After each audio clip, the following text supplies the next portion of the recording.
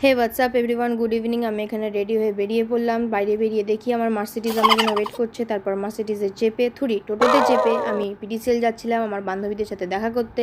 And then আমি পিডিসিএলে পৌঁছে যাই। আমাদের মিটিং পয়েন্ট ছিল মার্কেট প্লেস। তারপর ওখানে পৌঁছে আমি মহারানীদের জন্য ওয়েট করছিলাম।